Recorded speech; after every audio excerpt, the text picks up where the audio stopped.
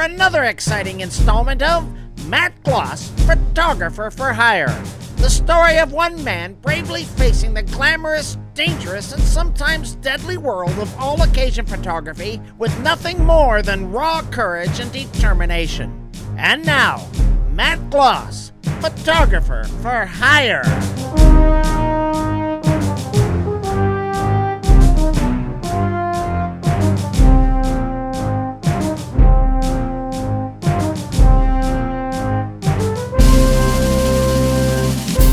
Work had been a bit scarce the past few weeks. In fact, I hadn't photographed a thing since that portrait of Mrs. Hilkiah posing with her missing cat Oliver over 2 months before.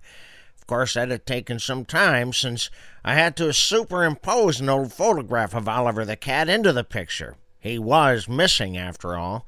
But now that that case was closed, I found myself needing something to occupy my time and to pay the bills.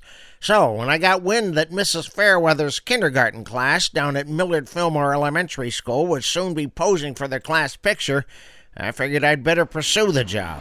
I got down to Mel Famy's Ice Cream Emporium to talk with my most trusted informant, 8-year-old Knuckles Foster. I found him there, standing in line, waiting for a large vanilla chocolate swirl. Hey, Gloss. Say, that isn't how an 8-year-old talks to an adult. How about some respect? All right. Hey there, Gloss. Yeah, that's more like it. You know, I've always wondered, how did you get the nickname Knuckles anyway? What nickname? That's what my parents named me at birth. You see, I came out swinging when I was born. I took out a doctor and 3 nurses before they could strap me down. All right, enough of this small talk. Now listen up, I'm only gonna say this once. Say what once? Well, what I'm about to say. I ain't heard it yet. That's because I haven't said it yet. Said what yet? The thing I'm only gonna say once. Well, what is it? All right, it's this. I know there's a class picture going down for Mrs. Fairweather's kindergarten class, and I want in on it, see?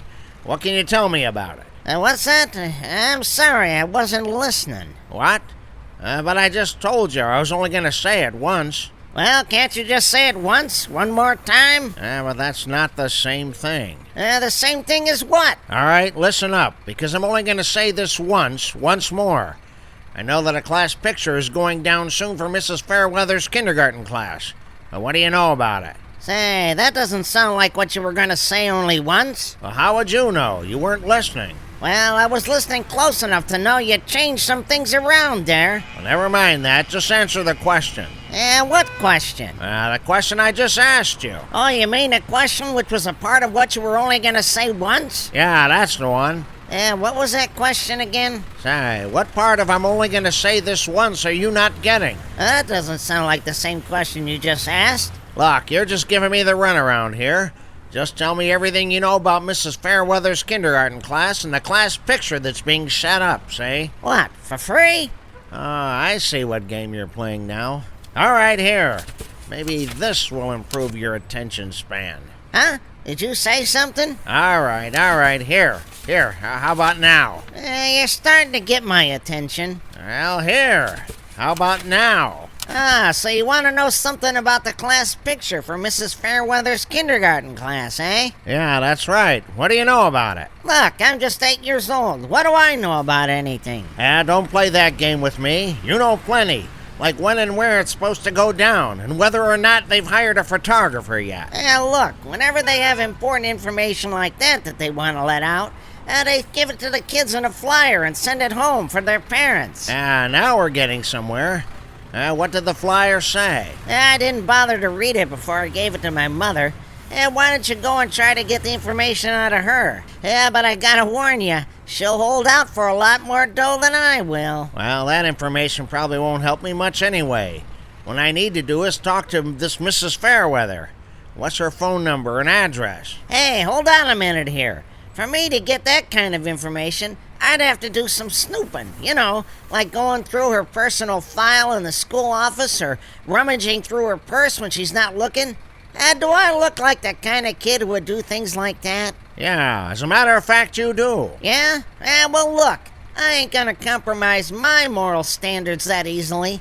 I'm not willing to take the risk like that for this measly amount of money you're giving me here. I see. Well, here, maybe a little more of the green stuff will help you compromise your morals. It might, but not enough to blab what I found out to you. All right, here.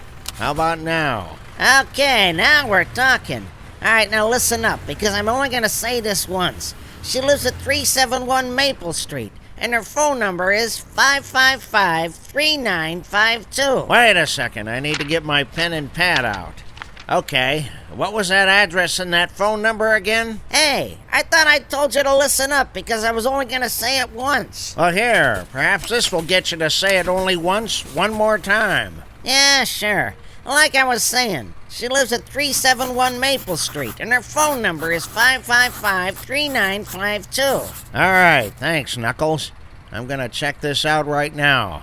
Say, look, I've given you all the money I had on me.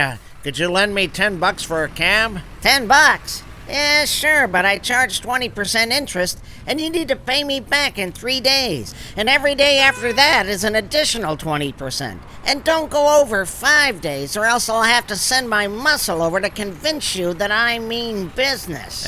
Forget it. I'll walk. Suit yourself.